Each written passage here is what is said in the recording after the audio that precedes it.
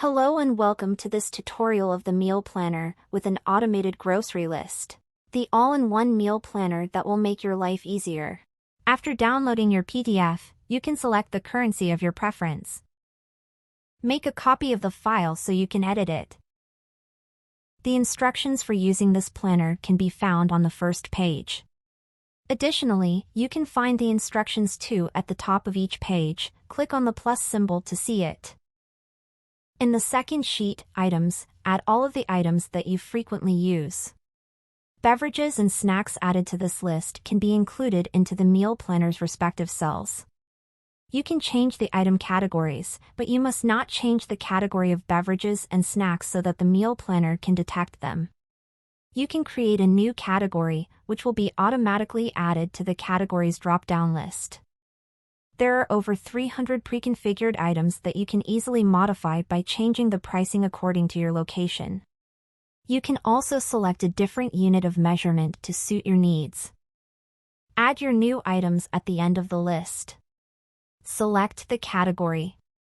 Write its name. Write its price. Choose the unit of measurement. It is recommended that you choose the unit in which you typically purchase the goods. For example, you could buy apples by pounds or by count. You could categorize them whatever you like. If you want to calculate the calories consumed, you can do a quick search on the web. Write, how many calories are in 100 grams of? Type your object here. In my case, for example, I'll look for marshmallows. And it often appears in the first result. Fill up the last column with the number of calories. You can keep the pricing and calories columns blank if you don't want to know the total price or calories of your meals. However, it is advisable not to leave the unit of measurement blank to have a more precise shopping list. At the top of the page, you have the item row finder. Select the item you would like to find, and it will show you which row it's in, so you can find it faster. In the third sheet, Recipes, you can enter all of your recipes with the unit of measurement of your choice, which will be translated to the purchasing unit automatically. For example, if you include a cup of cereal in your recipe, and you have the cereal configured in pounds on your item sheet, it will be automatically converted to pounds for your shopping list.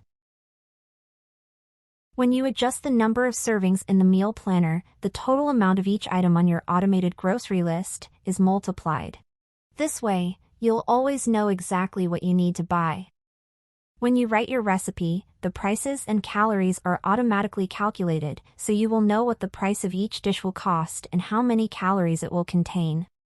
This symbol may appear while you write your recipe, but be patient until the formulas are calculated. You will know by this blue line loading. By clicking on this plus button, you will be able to see the predefined recipes. You are free to change them if you wish. However, avoid deleting or adding columns in order to prevent affecting the formulas. At the top of the page, you can also find the Recipes row finder. When you select a recipe, you can easily see which row the recipe is in. And now the most fun part, the meal planner. In this planner, you can select the breakfasts, lunches, and dinners that you have added to your recipes. The snacks and beverages that you have added to your items sheets, you can select them here in their respective cells. Important note: beverages are measured per glass that contains about 8 fluid ounces. However, this value is converted to your preferred unit of measurement.